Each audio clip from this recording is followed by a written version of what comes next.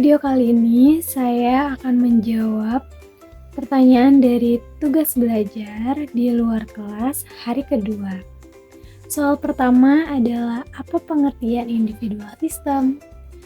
Pengertian individual system adalah proses belajar yang berpusat pada anak sebagai subjek belajar.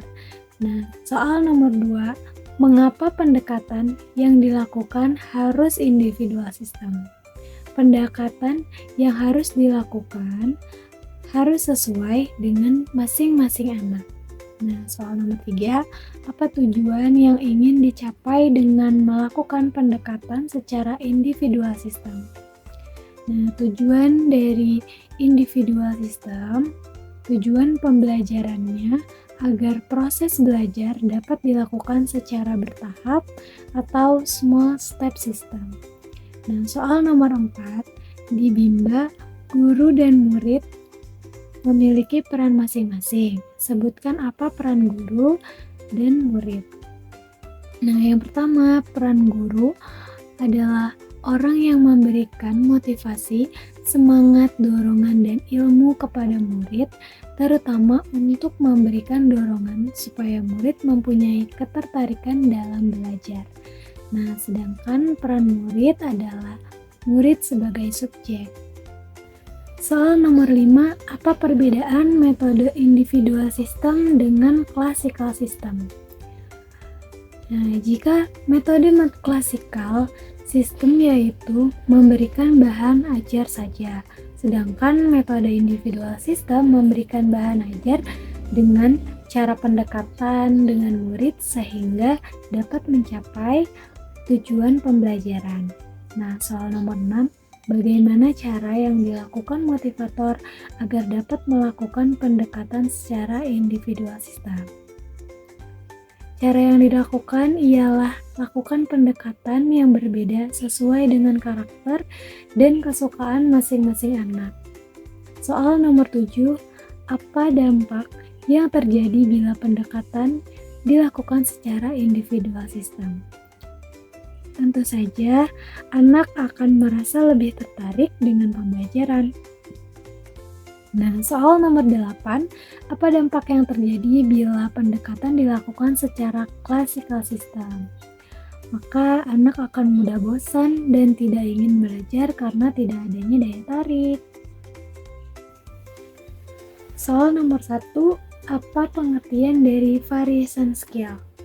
Nah, pengertian dari variation skill ialah kemampuan yang harus dimiliki setiap motivator dalam memvariasikan antara aspek belajar dengan kegiatan belajar. Nah, soal nomor 2, mengapa kegiatan harus divariasikan? Nah, karena agar anak tidak merasa bosan dan semakin tertarik dalam kegiatan belajar. Soal nomor 3, apa tujuan yang ingin dicapai dengan memvariasikan kegiatan belajar?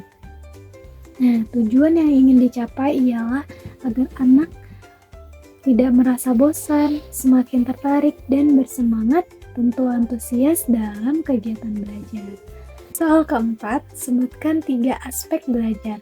Yang pertama ada kemampuan afektif, yang kedua adalah kognitif, dan yang ketiga adalah kemampuan psikomotorik. Nah, soal nomor 5, kegiatan apa yang termasuk aspek kognitif? Kegiatan yang berkaitan dengan kerja otak atau kecerdasan. Nah, soal nomor 6, kegiatan apa yang termasuk aspek afektif?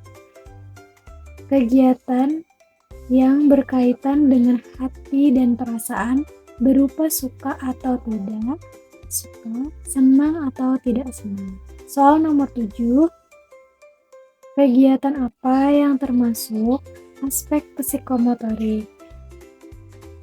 Kegiatan fisik yang berkaitan dengan penggunaan anggota tubuh. Nah, soal nomor ke-8, bagaimana cara motivator memvariasikan kegiatan belajar dengan aspek belajar? Nah, cara motivator memvariasikan kegiatan belajar dengan bernyanyi, berdialog, berdongeng, mewarnai, dan lain sebagainya. Soal nomor Satu, yaitu apa yang dimaksud dengan the law of effect atau hukum akibat. Hukum akibat yaitu hubungan stimulus respon cenderung diperkuat bila akibatnya menyenangkan dan cenderung diperlemah jika akibatnya tidak puas. Soal nomor 2, apa yang dimaksud dengan the law of exercise atau hukum latihan, yaitu semakin dilatih maka akan semakin lebih kuat. Soal nomor 3, apa yang dimaksud dengan the law of readiness atau hukum kesiapan.